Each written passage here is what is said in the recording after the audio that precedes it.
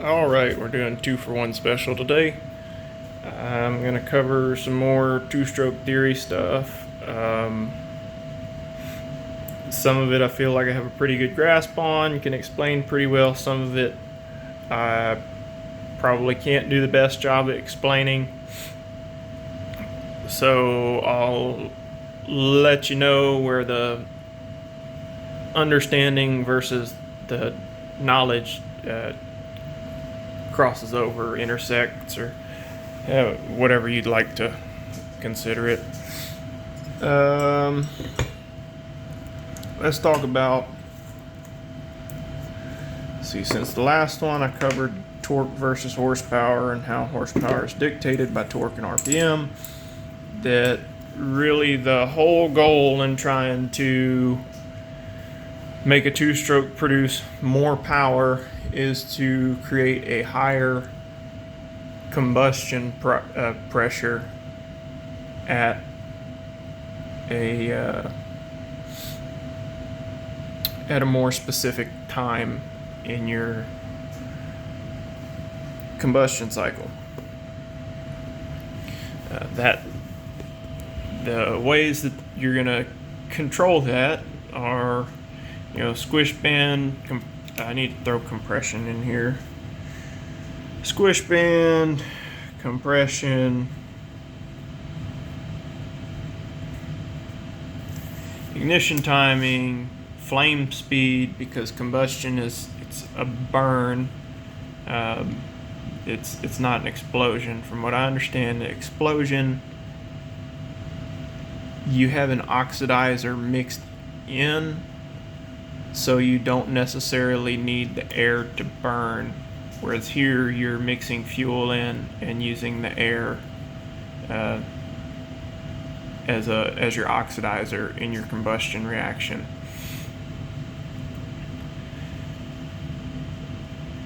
Here's combustion pressure. Okay, so yeah, the things that are affecting combustion pressure are going to be your squish band, compression ratio, ignition timing, and flame speed. Flame speed has a lot to do with compression in your squish band, and your squish band has a lot to do with your target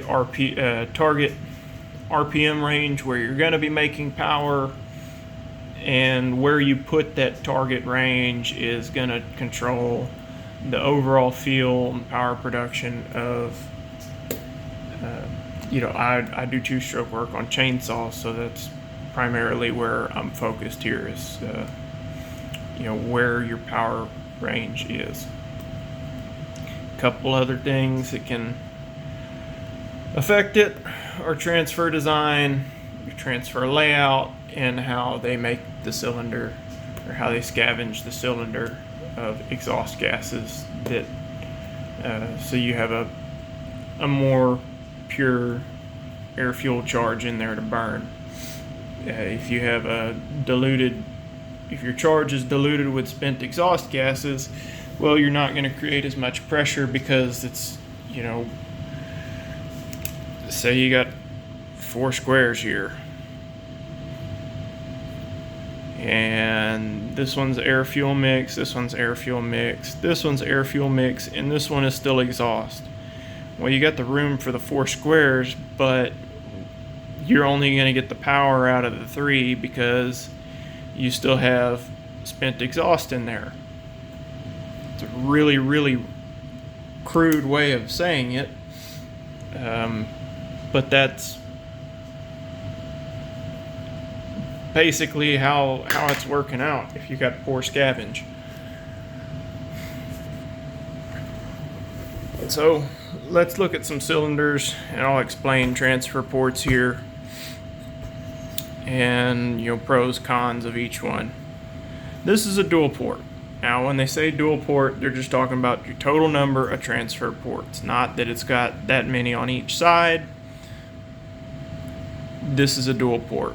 Now, this is what's considered an open port.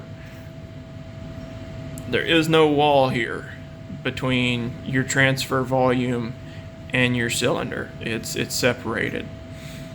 What's negative about that is the way this piston is moving up and down.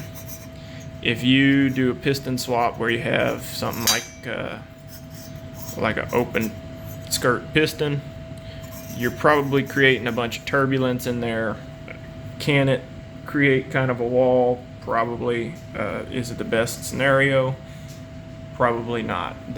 Here's where I'm getting kind of iffy, is we're going to talk about some of the things that I think are going on. I may not be 100% correct, but I think that's the reason why you would block that off if you're trying to reduce the amount of turbulence from your transfer flow, or reduce the amount that turbulence affects your transfer flow. Another negative thing to this, you're probably not going to get as high of a transfer speed into the cylinder. The faster you can get air and fuel in there, the faster you can burn it, the faster you can start it over again. That's going to affect RPM. So there's your open port, there's an open skirt cylinder. The next best thing would probably be open quad ports. Well, with open quad ports, you can now direct your charge a little better, and ideally that's going to give you a better scavenging situation. The more control you have over where the air fuel mix goes, the more control you have over how well that cylinder is going to scavenge. And that's two things that you want. Both of them are positives. Negative on here is you still have open ports. They're not ideal, but they do work and you can get power out of them. The next step would be, I guess this would be like an open port plus, and the only reason why I'm calling it plus or improved is these two little winglets. Let me try to point them out to you. You have an extra little wall here and here. You can see it where it detaches from the line, juts out. Again, that's just more improving the direction of air fuel flow.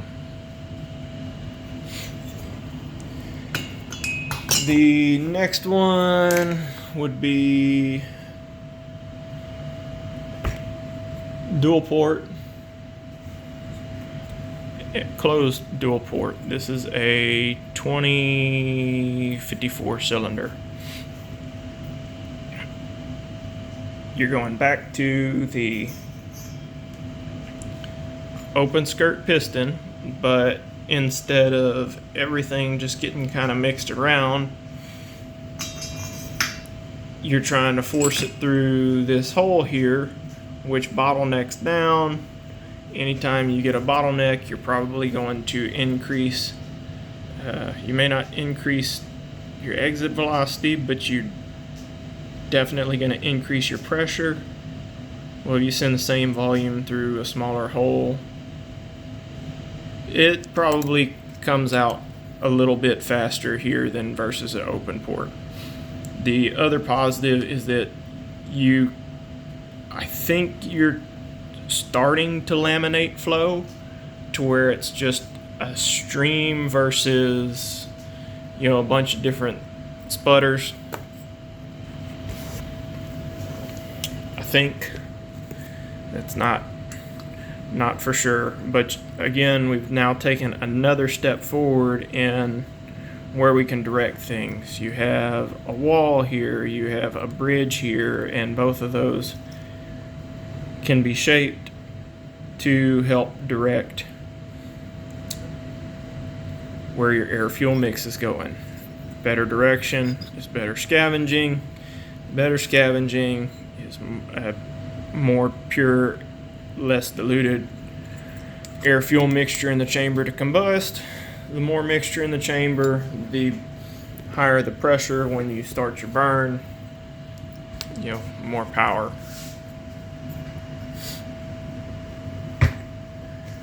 From there, we go to quad port, and it looks like I have several different quad ports here. This is a 4910 cylinder. It's one that I'm working on, so the transfers are ugly right now because they're not even close to done. I was just trying to knock them down. But this is bottom fed.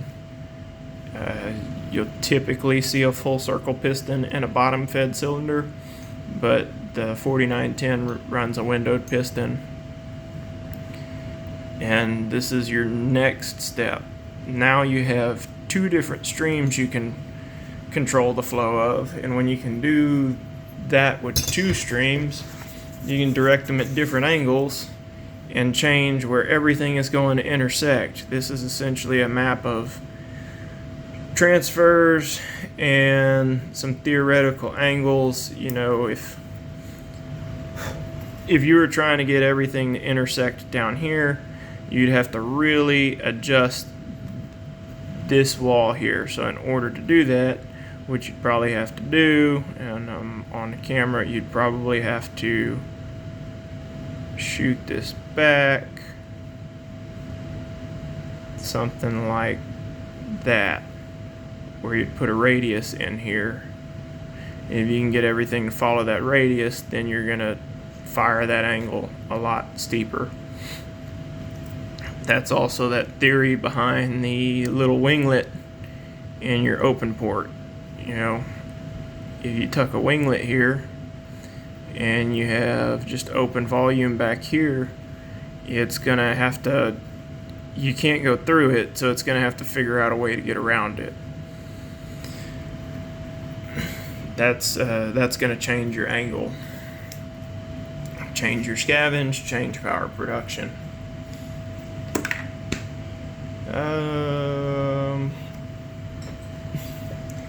620 cylinder looks like a bigger version of a 4910. The whole reason I have this one is to talk about Squish band. I talk about Squish band with that one. That's a 590 cylinder, but it's 620, same thing. Same thing. Talk about Squish band here. This is an Echo 450 cylinder that's getting worked on. Transfers are ugly. And then we move to Strato. I talked about that in another video. You have these little you have these windows cutting your piston. During the low pressure cycle of the crankcase, why isn't that working now? During the low pressure cycle of the crankcase, you create a low pressure situation. When you move the piston up, low pressure in the crankcase. Since the pressure is lower than the ambient pressure, you get airflow through here because it's divided from your air fuel mix. Flows through there, flows through the cutout in your piston, into your transfer, feeds into your transfer and crankcase. But while the piston comes down, cuts it off, your transfer is full of fresh air, your crankcase is full of air fuel mixture,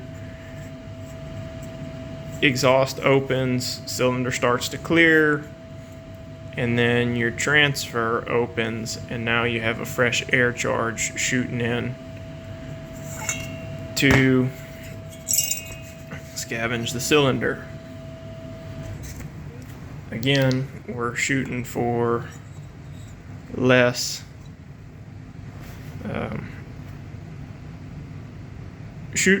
dilution.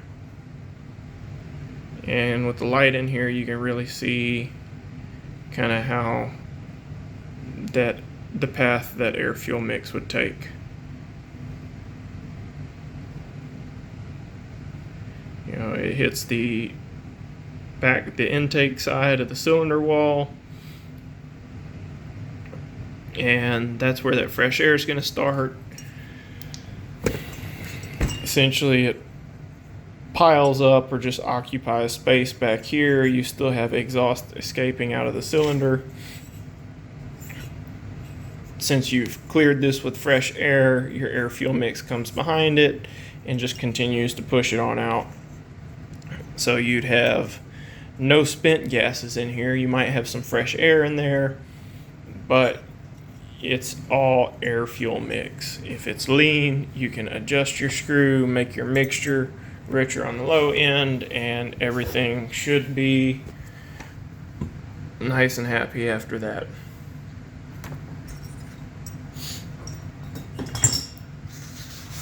So there is transfer design, layouts, and talking about scavenge. This is just kind of a general thing to make it more efficient when it comes to power production. To change your target power RPM, you're changing squish band, compression ratio, ignition timing, transfer timing, exhaust timing. All of those things blend in together when it comes to power production.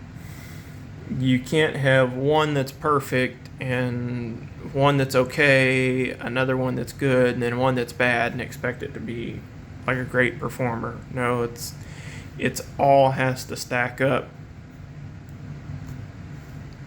to make power in the right place.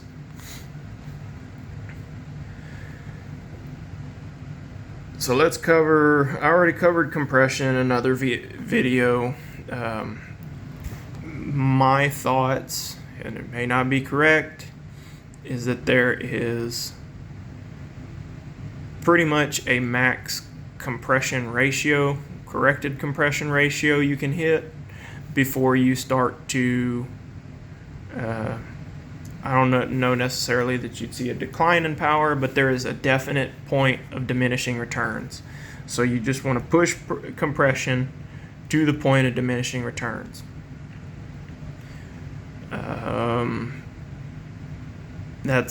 That's guaranteed power, and that's the simplest to comprehend.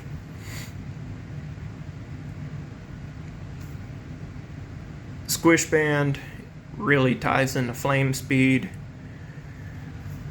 Let's look at 4910. Not really a squish band in there. If I tried to put some sandpaper on a piston and shine a spot in that cylinder, it's not going to be much more than that little light gray area around the very outskirts. You can kind of see a shiny line. That's about all there is for a squish band. Not very much in that cylinder. Well, what does that do? Since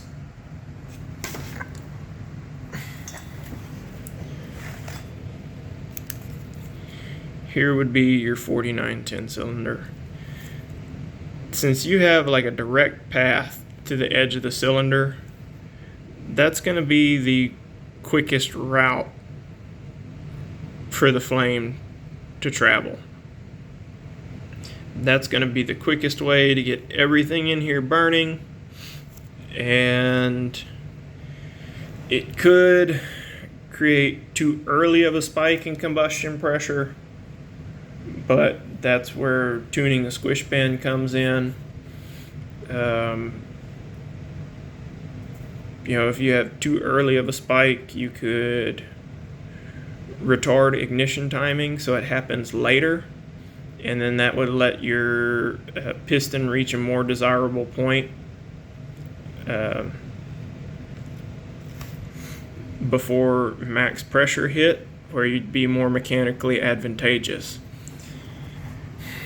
If you're, say everything's lined up, connecting rod is at top dead center, and you have max pressure at top dead center, there is no mechanical advantage at top dead center. Since the flywheel has inertia and you have rotational mass going on while the engine's running, you can probably get it to ignite at top dead center, and it's and it'll probably run. You don't really want well, not ignite, but you can probably get max pressure at top dead center, and it'll still be running because of the other mechanisms in the engine. So you'd retard timing, you might get max pressure at, say like 10 degrees. Well, you put the crankshaft in a much more advantageous position for power production. At that point, that 10 degrees timing difference there is going to make a massive, massive, tremendous improvement on the way things run.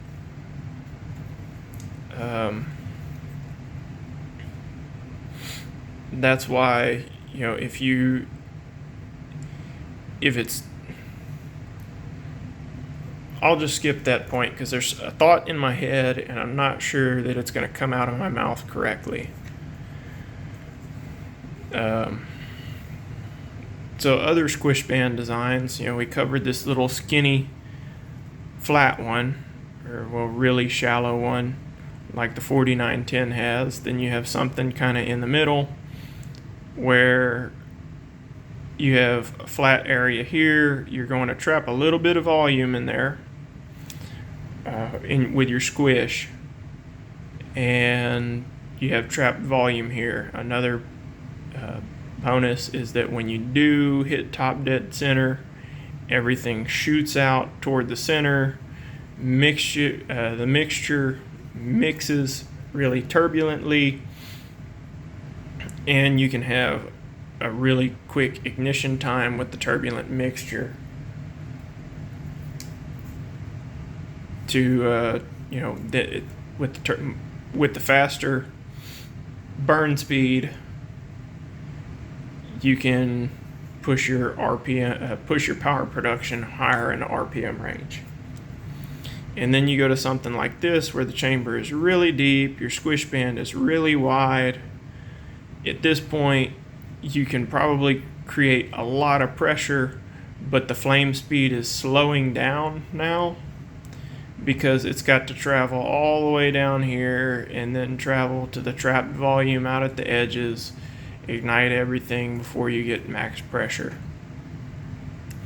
Since that time is so delayed, that's something that's going to favor like a lower exhaust roof. And at that point you have the piston under pressure for a longer time with the lower exhaust roof. With one of these shallower ones, if you have already burnt everything up, you've hit peak pressure, and your exhaust hasn't opened yet, or you've already gone past peak pressure and the exhaust hasn't opened yet, at that point you probably need to raise it because you're no longer it's just wasted time. The return from the energy being transmitted to the crankshaft at that point is less than what the return is to make it rotate more rapidly. So at that point, that one you'd bleed off some pressure with the exhaust being at a higher duration and make more power.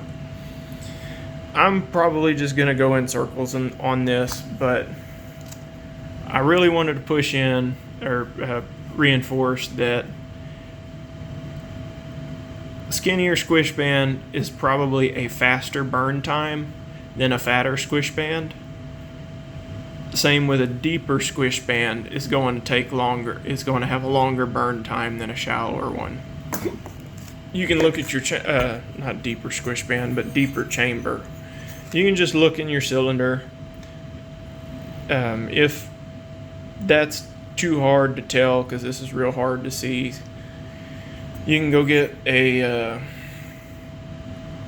silicone mold kit. Let me go grab that. Yeah, silicone mold kit. You get it at Hobby Lobby. It's not obscenely expensive, but you can mold combustion chambers. You can mold transfers. It just gives you a better idea of what's going on in there. From this point, you can look at how deep that chamber is pretty easily. You can measure it out, check your squish band size.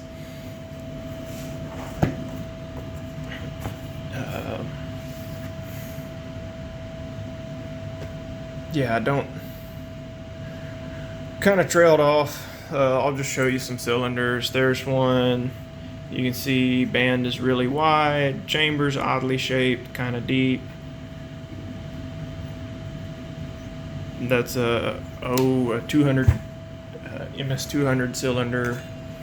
This is an Echo 4910. These are actually really shallow and really small chambers. Very narrow band, if any. This chamber's more set at like 2 angles. This is one that I did a bunch of work on. It was going to be the horizontal hustle cylinder. Then, dang it, why don't the phone pick that up? Yeah, and then I ground the exhaust too wide.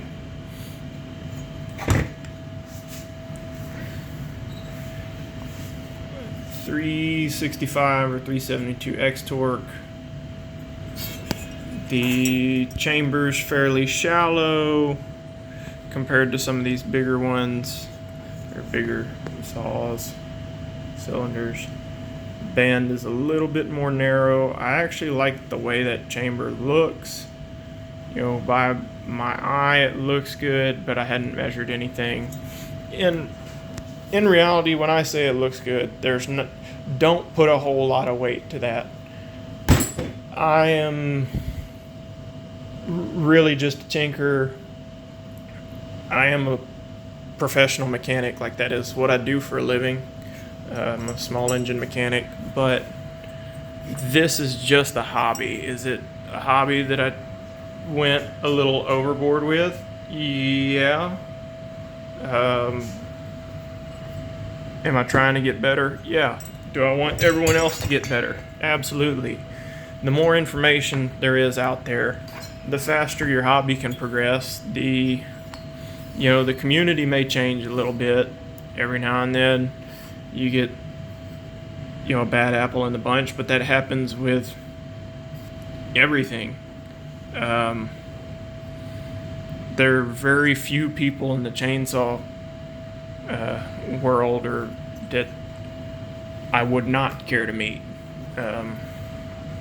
Most everyone that I've dealt with has been pretty awesome. And if I got your number in my phone, you are not one of the ones that I'm talking about that's aggravating to deal with. Everyone's pretty much in the same consensus of who's aggravating and who ain't. Here's another chamber. Big squish band, kind of deep chamber. If it'll pick up. I hate that the camera won't focus. There. Deep chamber, big band. Probably gonna favor a lower roof or more timing advance. .620 or 590 with chamber work. Skinny band, deep chamber. These have a pretty significant timing advance.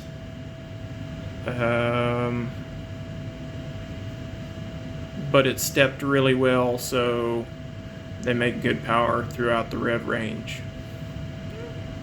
Again, skinny band, deep chamber. Since the chamber's so deep, you probably either want more advance or lower roof. Call this medium on both. This is a 450.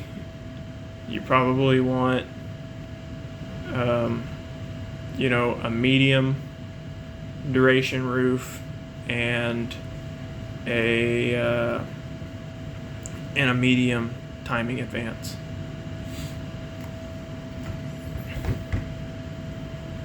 where did the dang it. So I didn't even talk about timing advance with the 4910. So that one, chamber's gonna favor a higher duration roof, and the 4910s already have a really aggressive advance in the coil as is, so you probably don't touch it. There's a ton of rambling. Hopefully some of it made sense. I'll probably do another video some other time. I'd really like to try and explain combustion pressure and crank and where it's more advantageous on the crankshaft, but really a better place to see that would be on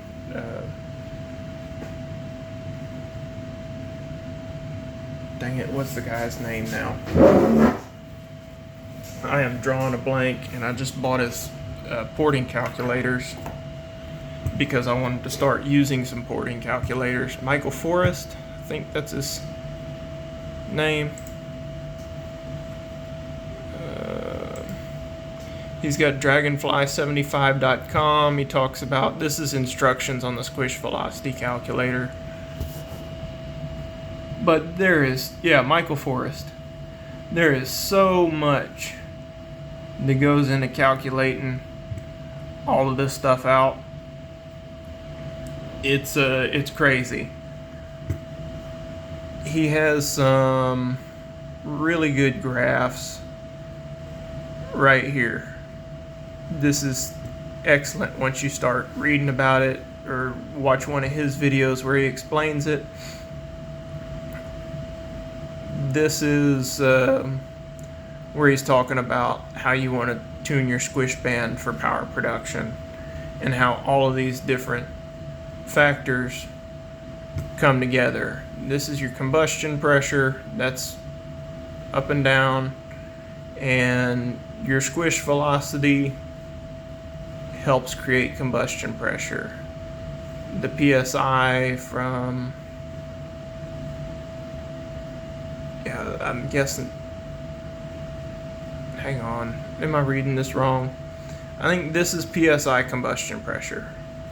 This is squish velocity, just up and down. This is crank force. So your max crank force happens slightly after your max combustion pressure. And in his calculations, he's saying the squish velocity is what determines this this increase here, and the squish area and squish volume is going to show how it's going to determine how quickly or slowly this slope goes down. So if you had one that just peaked up, peaked down, and then tapered off, that's not going to be good because you're not going to have crank force for as long. Anyway, check out his videos. He's a lot better at explaining it. His calculators are super reasonably priced, and if you have Microsoft Excel and you're a big dork for this kind of stuff with the saws and cylinders and how to get the max out of everything, even if you don't understand the calculator, which I don't, and I don't want my lack of knowledge to reflect on someone else's work. That's why I'm not giving numbers off of what I've run. But typing it all in and seeing how it ties all together is really helpful for someone trying to learn, because at that point you manipulate one variable and you'll see how all the other ones change, and then you can start scratching your head saying, oh, so that's what's happening. Yeah, he's got a website. It is dragonfly75.com, and I believe his YouTube channel is just Michael Forrest. So yeah, check out either of them. Check out his calculators. He's got a handful of them that are pretty He's got a handful of them that are, you know, pretty interesting. And like I said, they're not outrageously priced. I mean, I think this one's like 20 or 25 bucks, and some of the other ones are cheaper than that. So there you go. I don't know how to sign off on the videos, and my dog's barking at something, so I gotta go.